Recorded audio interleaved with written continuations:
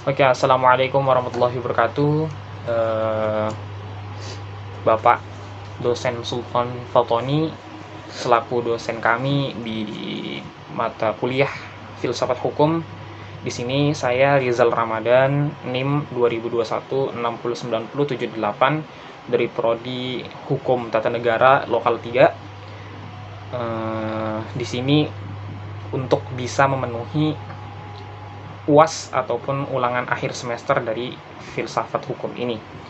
Jadi saya akan mempresentasikan sebuah materi, yaitu adalah hukum progresif, dan judul yang akan saya bawakan pada presentasi kali ini adalah esensi penerapan hukum progresif dalam hukum Indonesia, yang kita sering sebut sebagai kenyataan penerapan hukum progresif yang ada di Indonesia. Baik, langsung saja kita lihat beberapa materi yang akan kita bawakan untuk bisa lebih mengenal tentang hukum progresif yang ada di Indonesia ini. Nah, baik. Di dalam PowerPoint yang saya sudah buat, ya, ada beberapa materi ataupun ada beberapa subbab yang akan kita bahas di sini, sehingga saya berharap bahwasanya dengan apa yang kita bahas pada materi kali ini, yaitu ada pengertian hukum progresif, ada landasan filosofis hukum progresif, esensi hukum progresif di Indonesia, penghambat penerapan hukum progresif. Nah, dari keempat ini bisa mengantarkan kita kepada pengertian yang sebenar-benarnya dari apa yang dimaksud dari hukum progresif ini, sehingga kita lebih tahu lagi, lebih dalam lagi mengetahui tentang hukum progresif itu. Nah, di sini ada pengertian hukum progresif yang tadi saya sudah sebutkan, lalu ada landasannya, bagaimana sih landasan filosofisnya hukum progresif ini ada di Indonesia. Lalu yang ketiga itu ada esensi hukum progresifnya yang ada di Indonesia, lalu ada penghambat penerapan hukum progresif. Langsung saja kita masuk ke dalam pembahasan yang pertama, ya, yaitu pengertian hukum progresif. Nah, sebelum saya masuk ke dalam materi yang saya jelaskan di dalam PowerPoint, saya akan intermezzo atau introduction sedikit tentang hukum progresif, yang dimana hukum progresif ini terdiri dari dua suku kata. Yang pertama ada hukum dan juga progresif. Dimana yang kita ketahui bersama, ya, hukum itu adalah peraturan yang mengikat di dalam sebuah masyarakat, dan itu kita setujui secara bersama. Nah, akan tetapi, apa sih yang dimaksud dari progresif ini? Nah, progresif ini diambil dari kata atau diambil dari bahasa Inggris, ya teman-teman sekalian, yaitu asal katanya adalah progress. Nah, progress yang artinya maju gitu. Sehingga apa? Progresif ini adalah kata sifat. Kata sifat yang sesuatu itu bersifat maju, sehingga hukum di sini diartikan bahwasanya hukum yang bersifat maju gitu, atau menyokong ke arah yang baru, gagasan modern atau peristiwa atau perkembangan yang mantap atau perkembangan yang sangat maju. Sehingga apa?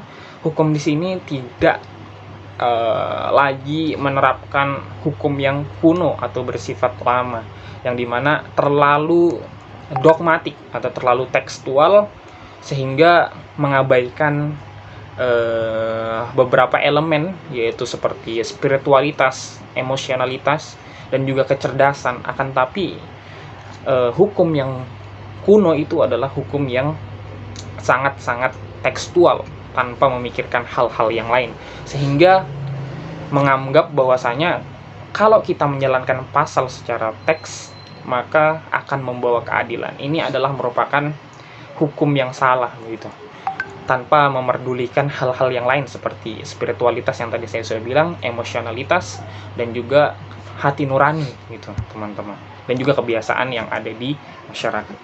Nah, akan tapi kalau kita misalnya melihat di dalam pengertian hukum progresif yang ada di PowerPoint, itu adalah pengertian hukum progresif secara istilah gitu. Secara istilahnya adalah hukum progresif itu adalah menjalankan hukum itu tidak hanya sekedar kata-kata hitam dan putih. Nah, maksudnya di hitam dan putih di sini adalah tidak hanya sekedar tekstualnya saja atau tidak hanya tulisannya saja dari sebuah hukum atau peraturan, melainkan menurut semangat dan makna yang lebih dalam atau the very meaning dari undang-undang, pasal ataupun hukum yang ada di dalam sebuah masyarakat atau sebuah negara, sehingga keadilan yang sejati itu dapat dicapai dan dapat dihasilkan gitu dari sebuah hukum atau peraturan. Nah, penegakan hukum tidak hanya dari kecerdasan intelektual, melainkan juga dengan kecerdasan spiritual. Sehingga apa? Kita tidak hanya memakai analytical jurisprudensi di dalam sebuah penafsiran di dalam sebuah pasal ataupun undang-undang, akan tetapi kita harus juga menggunakan kecerdasan spiritualitas, baik itu hati nurani, emosionalitas, sehingga apa? Kita akan mendapatkan yang benar-benar keadilan, tidak hanya keadilan yang ada di dalam undang-undang semata gitu ya teman-teman. Kalau kita hanya mengambil hal itu dari sebuah peraturan, bahwasanya sebuah peraturan itu tidak akan membawa keadilan kalau tidak tanpa penafsiran yang benar. Nah, inilah yang dimaksud dan hukum progresif ini ada. Itulah alasan atau sebab dari hukum progresif itu ada, untuk bisa membawa yang benar-benar keadilan, bukan hanya secara tekstual, akan tapi menggunakan kecerdasan dan intelektual gitu. Dengan kata lain, penegakan hukum yang dilakukan dengan penuh determinasi, empati, dedikasi, dan komitmen terhadap penderitaan bangsa dan masyarakat, disertai mengambil keberanian untuk kreatif daripada yang biasa dilakukan. Nah, daripada yang biasa dilakukan yang tadi tuh, yaitu terlalu tekstual, sehingga beberapa elemen yang harus kita jalanin itu seakan-akan hilang dan terdoktrin akan sebuah pasal. Nah, sebelum kita masuk ke dalam pembahasan-pembahasan berikutnya, bahwasanya saya ingin cerita sedikit, yaitu hukum progresif ini adalah hukum yang dicetuskan oleh Profesor Sajib Toraharjo, di mana beliau merupakan dosen di salah satu Universitas Diponegoro pada saat itu. Beliau mengemukakan atau berpendapat tentang hukum progresif ini tidak serta-merta langsung turun dari langit. Akan tapi beliau melihat bahwasanya beliau sangat prihatin terhadap hukum yang ada di Indonesia, di mana sepertinya hukum di Indonesia itu hanya tajam ke bawah dan tidak tajam kepada si pembentuk hukum ataupun legislatif dan pemerintahan gitu. Sehingga apa? Sajib Toraharjo ini prihatin dan beliau mengambil inisiatif untuk bisa bagaimana caranya untuk bisa menyelesaikan hal ini. Nah, dan beliau mencetuskannya ini, hukum progresif sebagai hukum yang untuk manusia atau hukum untuk manusia. Beliau juga mengeluarkan beberapa buku yang di dalamnya juga menjelaskan tentang hukum progresif ini. Sehingga beliau berharap, atau Profesor Sajib Toraharjo berharap, bahwasanya hukum progresif ini bisa meninggalkan tradisi analytical jurisprudensi atau res dogmatik, yang dimana aliran-aliran tersebut hanya melihat ke dalam hukum dan membicarakan serta melakukan analisis ke dalamnya.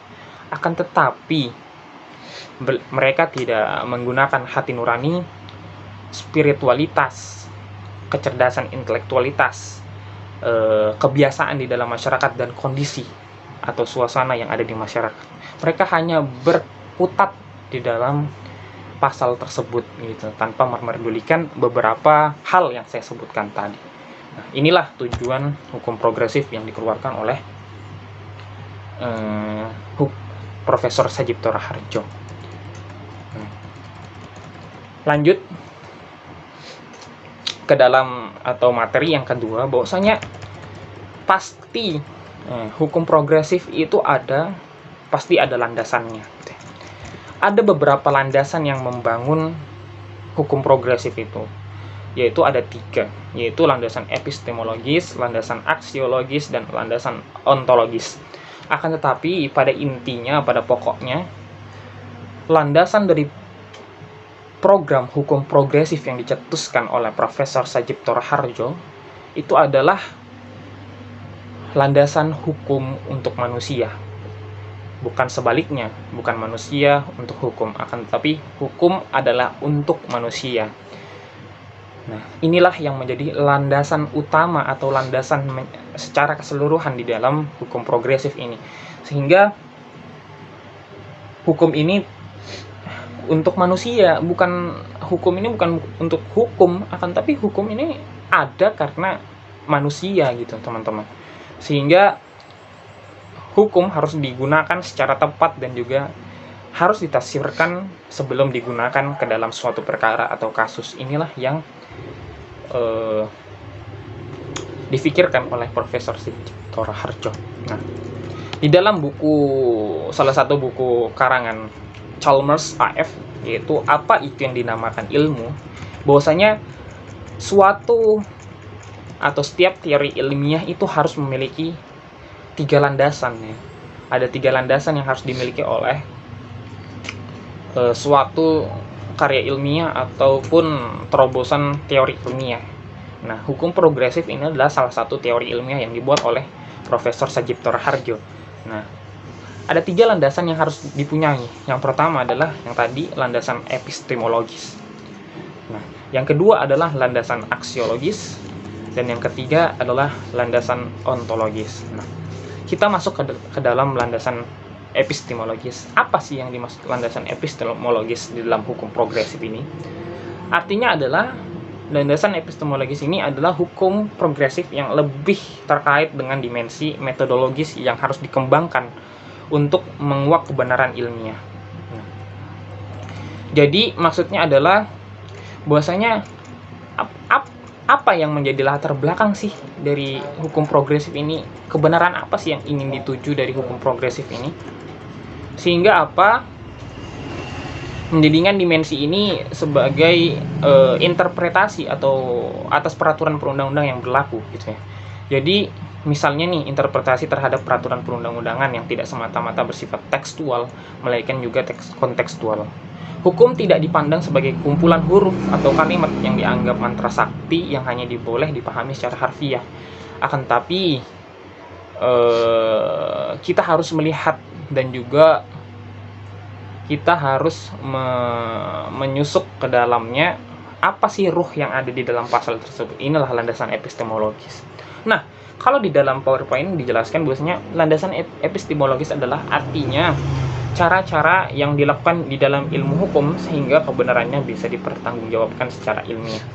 Nah, jadi cara-cara yang dilakukan di dalam epistemologis ini yang tadi, penafsiran. Nah, penafsiran ini harus bisa dipertanggungjawabkan secara ilmiah. Maka dari itu, kalau kita misalnya menafsirkan atau melakukan penginterpretasian ke dalam sebuah pasal, kita harus benar-benar bisa mempertanggungjawabkannya gitu. Sehingga tidak hanya secara tekstual, akan tapi kita menginterpretasikannya secara emosionalitas, secara naluri, sehingga keadilan atau tujuan dari hukum progresif ini adalah keadilan bagi manusia itu dapat tercapai. Nah, inilah yang dimaksud dari landasan epistemologis di dalam hukum progresif, yaitu adalah cara-cara yang dilakukan di dalam ilmu hukum progresif sehingga kebenaran yang didapatkan di dalam hukum progresif ini bisa dipertanggungjawabkan secara ilmiah. Nah, maksudnya adalah melakukan penginterpretasian ke dalam sebuah pasal, dan penginterpretasian tersebut tidak hanya secara tekstual, akan tapi juga melihat keadaan sekitar, baik dari spiritualitas, emosionalitas, kecerdasan intelektual, dan juga kebiasaan di dalam masyarakat, sehingga terwujudnya keadilan yang sebenar-benarnya. Lanjut ke dalam landasan aksiologis. Nah, landasan aksiologis hukum progresif itu sebenarnya terkait dengan program nilai yang terkandung di dalamnya. Gitu. Menurut Rawls, ya, bahwasanya aksiologi atau teori nilai ini adalah hasrat, ya, keinginan, kebaikan, penyelidikan atas kodratnya, kriterianya, atau status metafisiknya. Sehingga hukum progresif itu harus mempunyai nilai gitu ya, dan harus mempunyai apa-apa yang penting di dalamnya. Nah, inilah yang dimaksud dari landasan aksiologis. Bahwasanya hukum progresif itu harus memenuhi nilainya. Hukum progresif pun tak sepenuhnya bebas nilai gitu. Nah, bahkan sangat terkait dengan kepentingan pembebasan kesadaran kita dari ketergantungan atas kekuasaan. Nah, pentingnya memahami landasan nilai ini dalam sebuah teori adalah untuk mengetahui secara pasti orientasi atau kiblat dari teori atau aliran tersebut. Nah, maksudnya adalah kemana sih landasan aksiologis ini, apa sih yang menjadi manfaatnya oleh masyarakat gitu.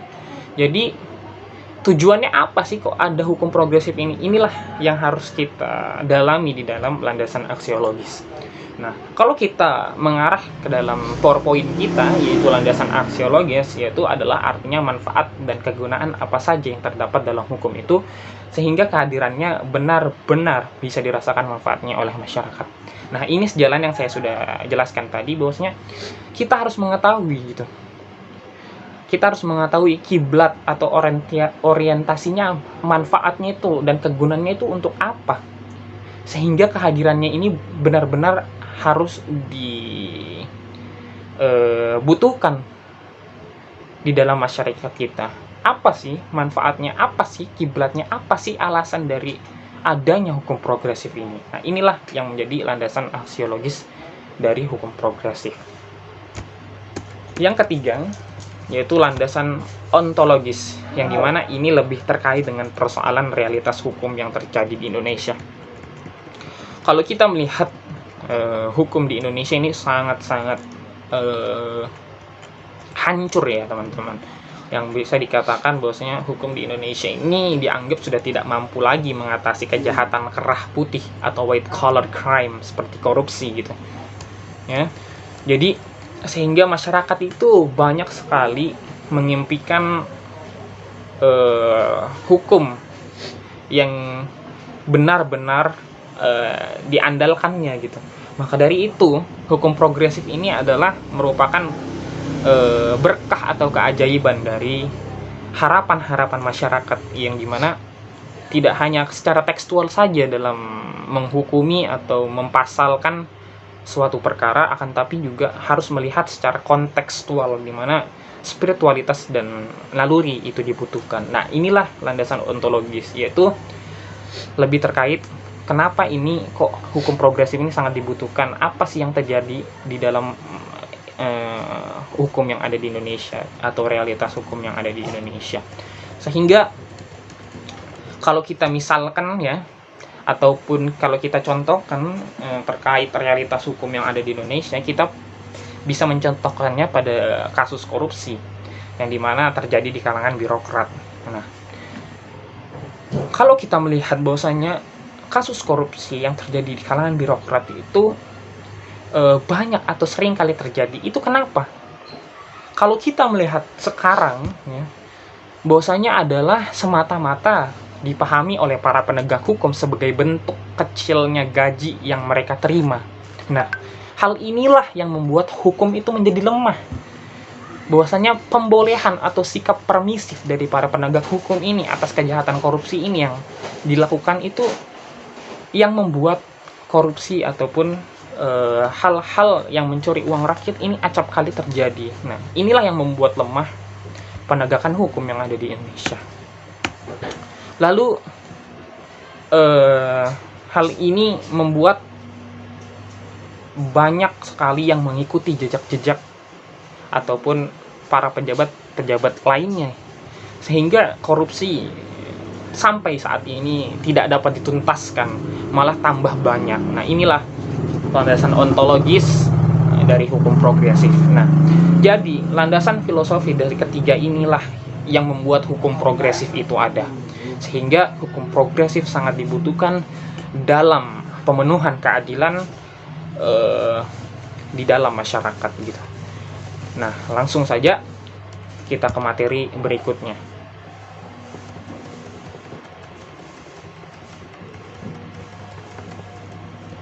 Oke.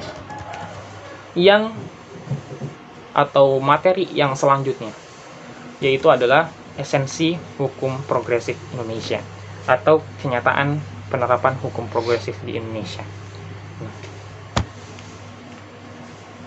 Hukum progresif itu ada karena ada dua ini, yaitu yang pertama atau penyebabnya karena ingin kedua-duanya ini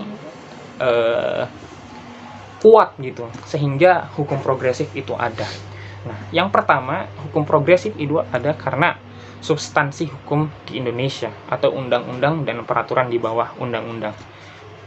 Substansi hukum di Indonesia ini cenderung pasif dan tidak futuristik. Maksudnya apa? Peraturan-peraturan atau undang-undang yang ada di bawah undang-undang juga bahwasanya kalau kita melihat itu cenderung pasif gitu ya. Maksudnya cenderung pasif adalah bahwasanya ya mereka hanya dilihat dari pasalnya saja gitu atau teksnya saja, sehingga substansi hukum tersebut tertinggal dari dinamika masyarakat yang melahirkan banyak persoalan baru yang sama sekali tidak tersentuh hukum. Nah, jika kita hanya pasalnya saja, itu tidak akan memenuhi persoalan-persoalan baru yang ada di masyarakat, sehingga sangat penting menginterpretasikan atau menafsirkan sebuah pasal atau sebuah peraturan sehingga dapat memenuhi persoalan-persoalan atau perkara-perkara baru yang terjadi di masyarakat. Nah, inilah yang membuat kalau misalnya peraturannya pasif, maka membuat tidak futuristik atau tidak maju atau tidak memenuhi hal-hal ke depannya. Nah, maka dari itu hukum progresif itu ada untuk memperkuat ini. Kenyataan hukum progresif di Indonesia itu ada untuk memperkuat ini, yaitu substansi hukum di Indonesia. Karena substansi hukum di Indonesia harus aktif dan juga harus futuristik. Di mana aktif di sini diartikan sebagai peraturan yang dilakukan penafsiran sehingga futuristiknya itu sehingga bisa menjawab persoalan-persoalan maju atau persoalan-persoalan baru atau masa ke depannya, gitulah. Nah, yang kedua, kenyataan hukum progresif itu adalah penegakan hukum di Indonesia harus kuat atau harus sama perlakuannya, baik itu dari orang-orang yang mempunyai kekuasaan ataupun tidak. Nah, inilah yang menjadi salah satu esensi dari penerapan hukum progresif di Indonesia, yaitu adalah penegakan hukum di Indonesia harus menjadi kuat dan juga adil, baik itu di masyarakat ataupun orang yang mempunyai kekuasaan atau struktur kekuasaan di dalam pemerintah. Sehingga Sehingga hukum progresif ini menganti-anti gitu ya, penegakan hukum di Indonesia yang cenderung permisif dan pasif atau lemah terhadap terdakwa yang notabene mempunyai nama dan struktur kekuasaan yang cukup kuat. Nah, sehingga keadilan yang benar-benar keadilan dapat terwujud dan juga hal-hal yang berbau permainan di dalam penegakan hukum itu dapat diselesaikan. Karena hukum progresif ini sangat-sangat mengutamakan penafsiran dan juga penginterpretasian, tidak hanya menggunakan akal gitu ya teman-teman, akan tetapi menggunakan hati nurani, dan juga menggunakan spiritualitas dan juga menggunakan emosionalitas, sehingga tidak hanya penafsiran secara pasalnya saja atau analytical jurisprudensi, akan tetapi juga analytical rohani gitu, sehingga tidak berkutat ya di dalam peraturannya saja, akan tapi secara kontekstual dengan memperhatikan hal-hal yang lainnya. Nah, berdasarkan analisis Profesor Suryajaya gitu ya, banyak terdakwa saat ini ya, di pengadilan negeri ya disebabkan karena kurangnya bukti itu bebas ya teman-teman, para pejabat yang korupsi gitu. Sehingga jaksa ini mempunyai bukti yang sedikit, sedangkan pengacaranya bisa membawa kebebasan terhadap si koruptor ini. Nah, hal inilah yang membuat kebebasan secara luas terhadap koruptor. Nah, inilah yang menunjukkan bahwa penegakan hukum terhadap kalangan elit itu masih jauh dari pemenuhan rasa keadilan masyarakat maupun keadilan hukum nasional. Inilah yang menjadi alasan bahwasanya hukum progresif itu ada untuk bisa menguatkan hukum terhadap terdakwa, baik itu notabennya masyarakat ataupun notabennya pemerintahan, semuanya dianggap sama. Inilah yang menjadi alasan hukum progresif itu ada. Nah, yang tadi kita sudah contohkan bahwasanya para koruptor itu sering sekali bebas, akan tetapi sebuah contoh kasus yang terjadi di dalam masyarakat pada akhir Mei tahun 2009, di mana mereka itu menunggu jam tayang siaran langsung sepak bola Liga Champions. Sekelompok pedagang sayuran keliling yang mengontrak secara bertangga dengan kamar ukuran 2x3 meter melakukan permainan kartu remi pada saat itu. Bukannya menikmati aksi pemain bola atau nonton atau mabar atau nonton bareng permainan bola, akan tetapi malah datang petugas polsek menangkap kelima orang penjual tersebut dengan tuduhan bahwasanya mereka berjudi. Padahal barang buktinya itu hanya 4.000 gitu. Hal inilah yang membuat nalar kita tidak bisa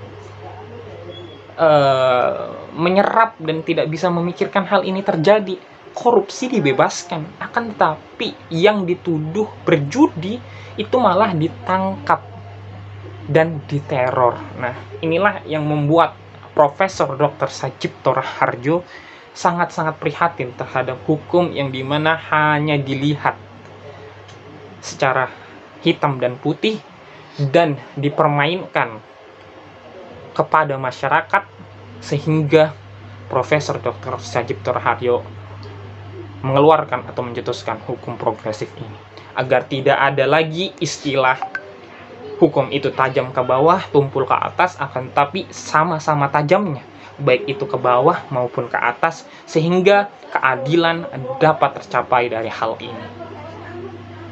Lanjut ke materi selanjutnya. Nah, sejalan dengan apa yang saya sudah jelaskan dari awal, bahwasanya hukum progresif ini ada untuk bisa menghadirkan sebuah keadilan yang benar-benar adil, ya, sehingga tidak ada lagi kata-kata bahwasanya hukum itu tajam ke bawah, tumpul ke atas. Tajam ke bawah maksudnya apa? Tajam kepada masyarakat. Tumpul ke atas maksudnya apa? Tumpul kepada pembentuk hukum, baik itu pembentuknya ataupun para penegaknya. Nah, inilah yang dimaksud Profesor Sajipto Raharjo. Nah, kalau yang PowerPoint ini yaitu adalah 3 tesis Sajipto Raharjo. Nah, ini tadi sudah atau berkesinambungan dengan apa yang kita sudah bahas, bahwasanya 3 tesis Sajipto Raharjo ini tentang hukum progresif itu yang pertama ada mempertanyakan kembali kepastian hukum. Nah, kalau kita lihat tadi dari sebuah contoh kasus korupsi dan yang diduga berjudi, itu kepastian hukumnya mana coba? Nggak ada kepastian hukumnya. Karena apa? Karena kita disemena-menakan gitu ya. Sehingga apa? Sajipto Raharjo mengatakan bahwasanya kepastian hukum itu tidak ada, atau kepastian undang-undang. Hukum di sini dimaksudkan adalah undang-undang itu tidak ada. Ya. Contohnya tadi, kasusnya tadi. Coba mana keadilan? Keadilannya tuh nggak ada. Nah, kalau hukum ini, undang-undang ini nggak ada juga. Karena apa? Kepastian peraturan atau kepastian hukum itu nggak ada, karena kalau kita misalnya mencontohkan dua lawyer, mereka dikasih satu pasal yang sama, kita kasihkan ke mereka, pasti dua lawyer ini akan menafsirkan dan menjelaskan keduanya ini berbeda, ataupun maknanya itu berbeda penginterpretasian. Sehingga apa? Perbedaan pendapat ini membawa pemikiran Profesor Sajipto Raharjo ini bahwasanya, lah, kalau misalnya satu pasal saja diinterpretasikan atau ditafsirkan itu bisa berbeda, lalu apa yang menjadi kepastian hukum ini? Apa kepastian hukum itu? Apakah ada? Inilah yang membawa Profesor Sajipto Raharjo mengemukakan atau mencetuskan hukum progresif ini, supaya walaupun tidak ada kepastian hukum, akan tetapi kita bisa melihat secara kontekstual bagaimana hukum itu bisa diterapkan, dan juga bagaimana hukum itu bisa membawa keadilan yang sebenar-benarnya adil, sehingga tidak menimbulkan sakit hati di antara satu pihak dan yang lainnya. Inilah yang dimaksud dari kepastian hukum dari Profesor Sajipto Raharjo, yaitu semata-mata untuk bisa menemukan keadilan. Nah, yang kedua, hukum itu manusia bukan mesin. Nah, yang dimaksud dari Profesor Sajipto Raharjo, hukum itu manusia bukan mesin, adalah hukum itu ciptaan manusia, gitu. Hukum itu buatan manusia, dan hukum itu untuk melayani manusia, sehingga pemakaiannya harus manusiawi, tidak secara mesin, gitu ya. Yang dimana mesin yang dimaksud di sini yaitu pasti, marginal, terukur dan cermat. Nah, dan juga tidak hanya sebagai mesin para penegak hukum dan juga para pembuat hukum, yaitu legislatif. Sehingga apa? Hukum itu ya untuk keadilan semuanya, bukan hanya keadilan golongan tertentu, dan bukan hanya keadilan secara tekstual ataupun undang-undang yang hanya dilihat secara tekstual, akan tapi hukum itu untuk manusia dan melayani manusia. Sehingga apa? Sehingga apa artinya? Yaitu hukum itu tidak boleh dijalankan secara hitam putih saja, atau secara undang-undang yang tertulis saja, gitu ya. Akan tetapi hukum itu harus dijalankan atau harus ditafsirkan terlebih dahulu sebelum diterapkan di sebuah kasus atau di sebuah perkara, sehingga kegunaan dari hukum bisa dirasakan di dalam masyarakat. Nah, kalau kita misalnya melihat ya, bahwasanya Profesor Sajipto Raharjo itu pernah berpendapat bahwasanya hukum atau suatu perkara atau suatu kasus itu menurut beliau itu adalah unik.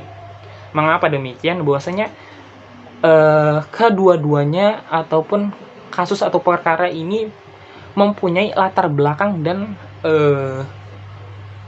kondisi yang berbeda-beda, sehingga unik, gitu ya.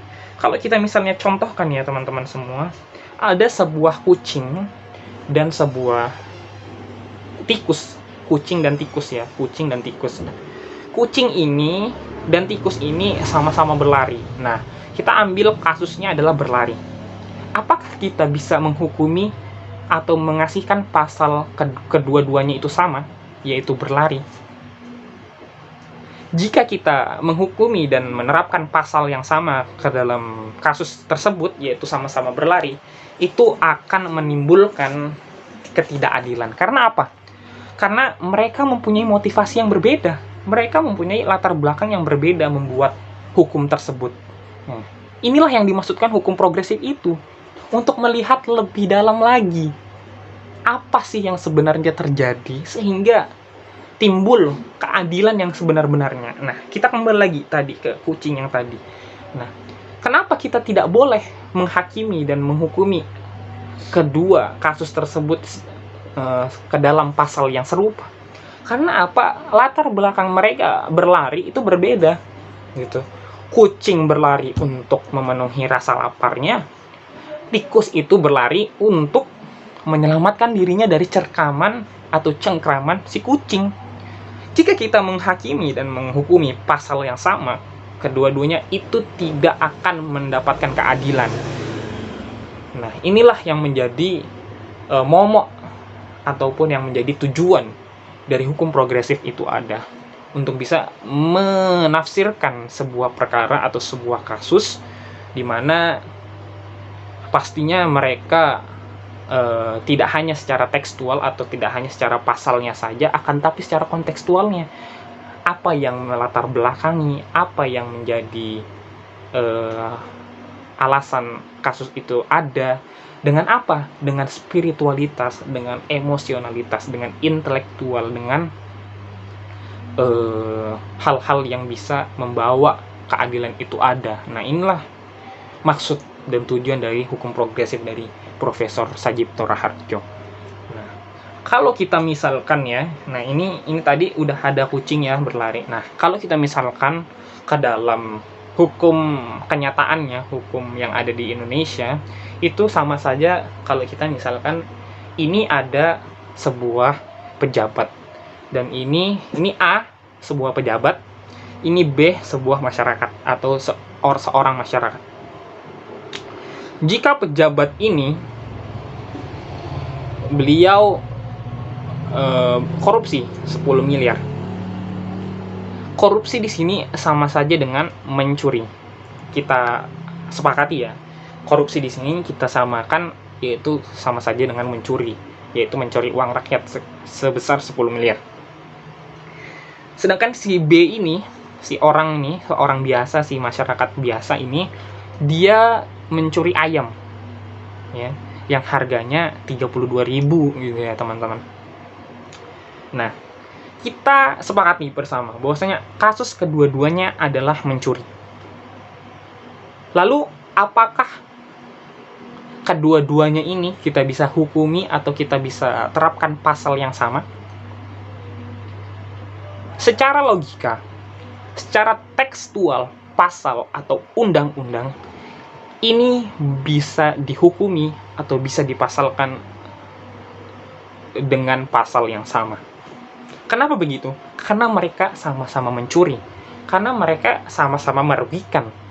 Akan tetapi, secara hukum progresif, mereka melihat bahwasanya hukum progresif ini melihat secara lebih luas lagi, yaitu apa? Secara kontekstual dari pasal tersebut. Ini merugikan banyak orang. Ini merugikan satu orang. Lalu, kalau kita menghakimi dan menghukumi dengan pasal yang sama dan juga dengan hukuman yang sama, ini 10 tahun, ini 7 tahun, ya ini nggak adil. Sehingga hukum progresif ini hadir untuk bisa menerjemahkan dan menafsirkan keadaan dan latar belakang secara emosionalitas, spiritualitas, sehingga keadilan ini dapat tercapai, gitu teman-teman sekalian. Sehingga kalau kita misalnya menghukumi kedua-duanya sama, itu secara logika bisa dan boleh, karena mereka sama-sama mencuri. Akan tetapi secara hukum progresif, kedua-duanya ini sangat-sangat berbeda. Karena apa? Karena dampak yang ditimbulkan dari kedua-duanya ini sangat-sangat berbeda. Yang ini minim, yang ini sangat-sangat besar. Sehingga keadilan itu harus diterapkan. Kalau misalnya ini dihukum selama 1 bulan, maka yang ini dihukum selama 100 tahun atau bisa dihukum mati. Karena mereka merugikan satu negara. Kalau ini cuma 1 orang, kok bisa dihukum 1 bulan gitu ya, teman-teman sekalian. Nah, inilah yang dimaksud dari hukum progresif, yaitu keadilan yang semata-mata untuk manusia dan untuk masyarakat. Tidak, dan menghilangkan, maksudnya tidak hukumnya itu tajam ke bawah, malah tumpul ke atas, akan tetapi sama-sama tajam, baik itu ke bawah dan tajam ke atas. Nah, inilah yang dimaksud dari 3 tesis Profesor Sajipto Raharjo. Dan tujuan dari hukum progresif yang saya sudah bahas dari tadi, yaitu adalah untuk bisa menemukan keadilan sebenar-benarnya dengan cara menafsirkan sebuah pasal dan menafsirkan sebuah kasus atau perkara dengan spiritualitas, intelektual, emosionalitas, dan latar belakang yang terjadi. Oke, kita lanjut ke penerapan hukum progresif oleh hakim.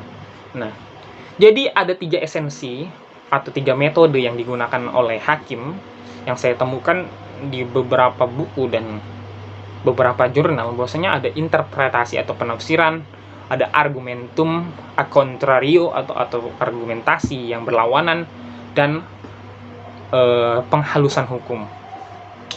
Di dalam interpretasi atau penafsiran itu ada 7 ya teman-teman. Ada 7 cara penafsiran hukum yang bisa membawa kita ke dalam hukum progresif oleh hakim ini. Yaitu yang pertama, penafsiran secara bahasa. Nah, yang tadi saya sudah bilang bahwasanya ini analytical jurisprudensi atau analytical secara pasalnya gitu ya. Sehingga kita mengetahui pasal ini secara pengertian sehari-hari gitu ya. Sehingga kita dapat mengetahui pasal ini terhadap kebiasaan yang ada di masyarakat. Karena apa? Sangat penting sekali penafsiran bahasa ini terhadap proses penegakan hukum. Lalu ada interpretasi atau penafsiran secara sosiologis atau teologis. Yang dimaksud di sini adalah bahwasanya peraturan ini dibuat ini untuk apa, atau pasal ini dibuat ini tujuan hukumnya untuk masyarakat itu apa, dan apa sih yang membawa dampak apa, kok bisa pasal ini dibuat. Nah, inilah yang dimaksud dari penafsiran teologis atau sosiologis. Lalu yang ketiga ada penafsiran sistematis, yaitu hubungan ketentuan hukum dalam satu perundangan. Jadi semisal ada suatu perkara, hubungannya ini dengan perkara ini apakah bisa dihubungkan. Nah, inilah yang dimaksud dari penafsiran sistematis. Jika bisa dihubungkan, maka kita bisa menafsirkan terlebih dahulu sebelum menerapkan ke dalam perkara tersebut, sehingga hukum progresif di sini dapat terwujud dan dapat terselamatkan. Nah, lalu yang keempat caranya adalah penafsiran historis. Nah, apa sih yang menjadi latar belakang sejarah peraturan ini ada, pasal ini ada, sehingga harus dilihat dulu sebelum diterapkan di sebuah perkara atau sebuah kasus sebelum hakim ini diterapkan. Nah, inilah yang menjadi penafsiran historis. Lalu ada penafsiran komparatif. Maksud dari penafsiran komparatif ini adalah penafsiran perbandingan, di mana manakah yang lebih cocok gitu ya. Kalau misalnya nih ada sebuah perkara korupsi, manakah yang lebih cocok, mencuri ataukah hukuman mati? Nah, mencuri ataukah pengerugian senegara? Nah, ini pasal kedua ini manakah yang lebih cocok dibandingkan kedua-duanya, dan kedua-duanya ini yang lebih pantas itu diterapkan, maka diterapkan ke dalam kasus tersebut. Nah, inilah yang dimaksud dari penafsiran komparatif atau penafsiran perbandingan. Lalu ada penafsiran futuristik, di mana jika sebuah kasus tadi atau jika sebuah perkara tadi apabila belum ada sama sekali pasal yang bisa menampung atau bisa menyelesaikan perkara tersebut, maka penafsiran futuristik lah yang bisa menjawab ini. Karena apa? Penafsiran futuristik adalah penafsiran di mana hakim menggunakan hati nuraninya untuk bisa menyelesaikan suatu perkara dengan membuat sebuah peraturan, atau kita sering sebut pengisian kekosongan hukum oleh hakim atau res vacuum. Nah, hal inilah yang digunakan oleh hakim untuk bisa menyelesaikan sebuah perkara atau sebuah kasus. Nah, yang terakhir di dalam interpretasi atau penafsiran di hukum progresif oleh hakim itu adalah interpretasi secara ekstentif dan ekstritif. Maksudnya adalah penafsiran ekstentif atau penafsiran pasal yang diperluas itu adalah misalnya nih, di dalam sebuah pasal ada menyambungkan listrik. Menyambungkan listrik, kalau kita memperluasnya itu sama saja dengan mengambil listrik. Karena apa? Penyambungan itu pasti menerima, dan ini sama saja mengambil listrik. Nah, jika ini dikaitkan dengan pencurian, maka mengambil listrik sama saja dengan mengambil atau mencuri listriknya orang lain. Nah, misalnya nih sebuah rumah, ini ada orang yang nggak punya listrik, dan ini ada kabel. Kabelnya jika ini disambungkan ke rumahnya tanpa seizin orang yang punya, maka ini bisa dikategorikan sebagai pencurian ataupun pengambilan secara paksa. Nah, inilah yang dimaksud dari penafsiran ekstensif atau penafsiran pasal yang diperluas. Lalu penafsiran pasal yang dipersempit adalah penafsiran yang mana mempersempit pasal sehingga dapat inti untuk bisa diterapkan di dalam sebuah perkara. Lanjut ke dalam penghalusan hukum dan argumentum a contrario. Nah, maksud dari penghalusan hukum atau Rechtsverfeining itu adalah di dalam buku Pengantar Ilmu Hukum karya R. Suroso, bahwasanya penghalusan hukum ialah memperlakukan hukum sedemikian rupa sehingga seolah-olah tidak ada pihak yang disalahkan, sehingga apabila ada dua orang yang berselisih, kedua-duanya tidak akan dihukumi, akan tapi kedua-duanya dibebaskan dari kasusnya atau dari pidananya. Hal ini kalau misalnya salah satunya dihukum atau ditindak pidana, maka akan menimbulkan ketidakadilan. Inilah yang dimaksud dari penghalusan hukum, sehingga kedua-duanya harus tidak dipidana dan tidak dihukum. Itulah yang dimaksud dari penghalusan hukum. Nah, contoh kasus yang sejalan dengan penghalusan hukum ini adalah apabila apabila ada mobil A dan mobil B, ya, misalnya mobil A bergerak laju dan juga mobil B juga bergerak laju. Apabila keduanya saling bertabrakan, mana yang salah? Nah, jika hal ini terjadi, maka penghalusan hukumlah yang dapat menyelesaikan perkara ini, yaitu kedua-duanya tidak dipersalahkan atau tidak dihukum, akan tetapi kedua-duanya wajib mengganti rugi masing-masing kepada satu sama lain. Yang A ganti rugi yang ke B, yang B ganti rugi yang ke A, sehingga terselesailah kasus ini. Nah, penghalusan hukum itu artinya yaitu membebaskan kedua-duanya agar tidak dipidana, dan apabila salah satunya dipidana itu akan menimbulkan ketidakadilan. Inilah yang dimaksud dari penghalusan hukum. Lalu ada argumentum a contrario. Maksud dari argumentum a contrario itu adalah pengungkapan atau pernyataan secara berlawanan, gitu ya, atau peraturan secara berlawanan. Hal ini terjadi ataupun hal ini diartikan sebagai metode penemuan hukum yang didasarkan pada peraturan perundang-undangan yang bertentangan antara satu dengan yang lainnya. Maksudnya apa? Maksudnya adalah kalau misalnya nih kita misalkan ke dalam sebuah peraturan, ya, di dalam sebuah peraturan, di dalam pasal, kalau kita misalnya mengarahkan ke pasal 34 KUH Perdata, itu menjelaskan bahwasanya menyatakan bahwa seorang wanita itu jika berpisah oleh suaminya maka berlaku masa tenggat 300 hari.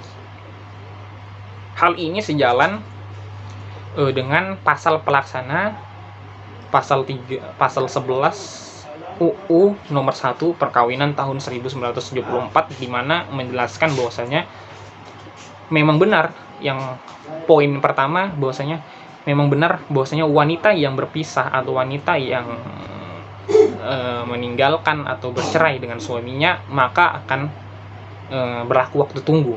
Poin kedua adalah waktu tunggu tersebut diatur di dalam peraturan pemerintah atau peraturan selanjutnya. Nah, dijelaskan lagi di pasal 39 Undang-Undang nomor 1 perkawinan tahun 1974, ada 3 poin di pasal pertama yang dijelaskan di dalam pasal ini atau ayat pertama di dalam pasal ini. Yang pertama atau poin pertama di dalam ayat itu adalah apabila perceraiannya atau pemisahan dari suami istri ini terjadi karena kematian, maka berlaku waktu tunggu selama 130 hari. Lalu yang kedua, apabila terjadinya karena perceraian, maka waktu tunggunya adalah selama 3 kali suci atau kurang lebih 90 hari. Dan yang ketiga, apabila karena kematian, maka dan apabila karena kehamilan, maka waktu tunggunya sampai kehamilan itu terselesaikan. Nah, inilah 3 poin yang ada di dalam pasal 1 ayat pasal 39 Undang-Undang Nomor 1 Tahun 1974 tentang UU Perkawinan. Nah, kalau kita misalnya melihat di sini ada 2 yang terlibat ya teman-teman, yaitu istri dan juga suami. Akan tetapi yang hanya dihukumi adalah istrinya saja, akan tapi laki-lakinya tidak. Nah, inilah yang dimaksud bertentangan atau berlawanan. Seharusnya peraturan itu mengatur 2 orang yang saling melakukan hubungan hukum, akan tetapi ini cuma 1 orang saja. Nah, inilah yang dimaksud dengan bertentangan atau berlawanan, pernyataan yang berlawanan gitu. Hukum yang dimana hanya 1 pihak saja yang dikaitkan, akan tapi 1 pihaknya tidak. Nah, inilah yang dimaksud dari argumentum a contrario atau pengungkapan secara berlawanan. Lanjut.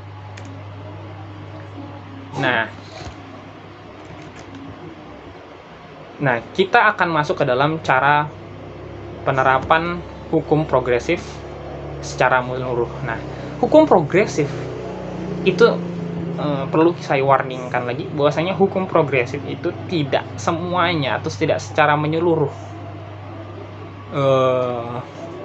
diterapkan di dalam hukum di Indonesia. Karena apa? Karena banyak sekali penghambatnya yang nanti akan kita bahas gitu ya. Nah, lalu bagaimana sih? Lalu apakah bisa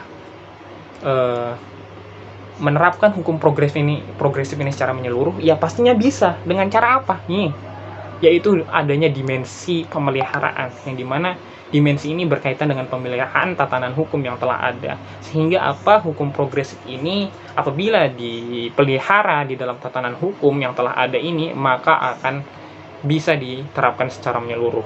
Lalu ada dimensi pembaruan, yaitu adalah dimensi yang dimana peningkatan dan penyempurnaan pembangunan hukum nasional. Nah, kalau ada hukum progresif dan pembangunan hukum nasional ini berjalan dengan bersama-sama, maka tidak mustahil hukum progresif ini diterapkan secara menyeluruh. Lalu ada dimensi penciptaan, yaitu dimensi ini disebut juga dengan dimensi kreativitas. Dimensi kreativitas ini termasuk ke dalam hukum progresif, yang dimana hukum progresif adalah hukum yang inisiatif atau berkreativitas secara berkesinambungan. Jadi hukum progresif ini adalah hukum yang dimana juga mengandalkan kreativitas. Nah, inilah sejalan dengan dimensi penciptaan. Nah, kalau ketiga ini diterapkan di dalam hukum nasional atau hukum Indonesia, maka hukum progresif tidaklah menjadi sebuah ketidakmungkinan kalau tidak diterapkan secara menyeluruh. Jadi, hukum progresif dapat diterapkan secara menyeluruh dengan cara-cara ini, atau dengan pemeliharaan, pembaruan, dan penciptaan. Nah, selanjutnya kita akan membahas yang terakhir, yaitu penghambat penerapan hukum progresif di Indonesia. Setelah kita tadi tahu sudah membahas tentang contoh kasus tentang hukum progresif, apa itu hukum progresif, apa yang diandalkan dari hukum progresif. Nah, sekarang ini apa sih penghambatnya dalam penerapan hukum progresif di Indonesia?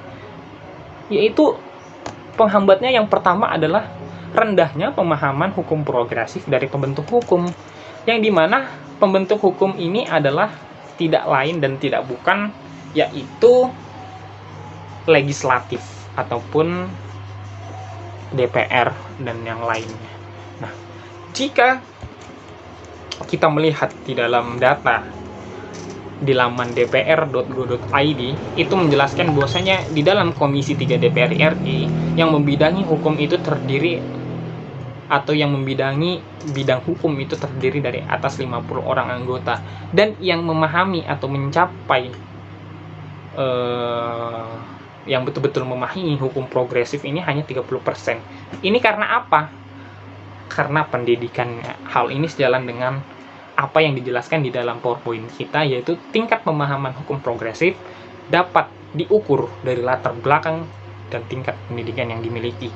Jadi sangat-sangat banyak sekali di DPR itu yang bukan lulusan hukum, akan tetapi dia malah ke Komisi 3 yang membidangi hukum gitu ya, yang hanya SMA, yang hanya artis dan hanya orang-orang awam tentang hukum, malah mereka membinangi hukum, sehingga hukum progresif ini terhambat. Karena apa? Mereka sendiri saja pembuat hukumnya saja tidak tahu apa itu hukum progresif, apalagi di bawahnya. Begitulah yang membuat hukum progresif ini terhambat di Indonesia. Lalu yang kedua, rendahnya moral yang melandasi pembentukan dan penegakan hukum di Indonesia. Nah, sehubungan dengan tugas dan kewenangan dari pembentuk kewenangan ini atau penegak hukum ini adalah apabila mereka menjalankan fungsi dan kewenangannya dengan baik dan efisien dan hasilnya bermanfaat, maka itu dikatakan pembentuk dan penegak hukum memiliki moral yang baik. Sehingga apabila menyimpang dapat dikatakan pembentuk dan penegak hukum memiliki moral yang buruk. Jadi salah satunya juga ini bahwasanya penegak hukum kita dan pembentuk hukum di Indonesia di sekarang ini banyak sekali yang menyimpang gitu ya teman-teman. Bahkan fakta yang saya telusuri dari survei yang dilakukan oleh salah satu lembaga, Transparency International Indonesia atau TII, menempatkan Indonesia menjadi negara terkorup di dunia. Yang dimana negara terkorup di dunia yang dilakukan oleh pembentuk hukumnya sendiri, yaitu legislatif, yaitu DPR. Sehingga apa? Disinilah yang membuat hukum di Indonesia sangat-sangat terhambat, atau hukum progresif di Indonesia ini sangat-sangat terhambat. Karena apa? Pembentuknya sendiri saja korupsi dan penegakan hukumnya saja carut marut. Nah, inilah yang membuat penerapan hukum progresif Indonesia terhambat. Yang terakhir yaitu adanya mohon maaf Pak, sedikit ada gangguan tadi karena ada suatu hal. Baik, kita lanjutkan yang terakhir, pembahasan yang terakhir kita pada kali ini tentang hukum progresif yang ada di Indonesia, yaitu adalah penghambat penerapan hukum progresif di Indonesia, yaitu yang terakhir adalah adanya pengaruh politik terhadap pembentukan dan penegakan hukum.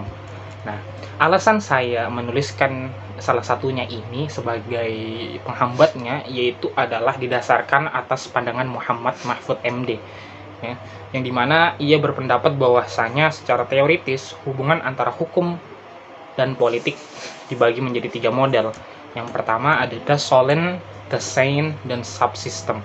Yang dimana di antara ketiga ini yang paling dekat yaitu adalah Dasein, yaitu yang menjelaskan bahwasanya yaitu benar kenyataannya yang membuktikan bahwa hukum adalah produk politik, sehingga jika politiknya rusak maka hukumnya pun ikut rusak, dan jika politiknya berubah maka hukumnya pun ikut berubah. Dan inilah yang menghambat dari penerapan hukum progresif, yang dimana kita tahu sekarang bahwasanya hukum di Indonesia masih saja menurun dan rusak, masih error gitu ya, sehingga ini membuat keseluruhan dari hukum itu akan terganggu, dan juga penerapan hukum progresif yang ada di Indonesia juga ikut sulit dan ikut terganggu pula. Nah, inilah yang menjadi 3 fundamental inilah yang menjadi penghambat dari penerapan hukum progresif yang ada di Indonesia, sehingga hukum progresif Indonesia belum secara menyeluruh diterapkan di dalam hukum di Indonesia. Baik, mungkin itu saja yang bisa saya sampaikan. Tapi saya akan sedikit mengulas dari tadi apa yang saya sudah sampaikan. Yang pertama, pengertian hukum progresif yang dimana sudah kita tahu, yaitu adalah hukum yang dimana lebih mengandalkan interpretasi atau penafsiran hukum, sehingga menerapkan hukumnya tidak secara tekstual saja ataupun secara tulisannya saja di dalam pasal, tapi juga ditafsirkan ke dalam secara kontekstual, baik dari latar belakang terjadinya peristiwa, suasananya, lalu hal-hal yang membuat itu terjadi atau perkara itu terjadi, dengan memakai intelektual, hati nurani, spiritualitas, hingga dapat didapatkan hasil dan keadilan yang sebenar-benar.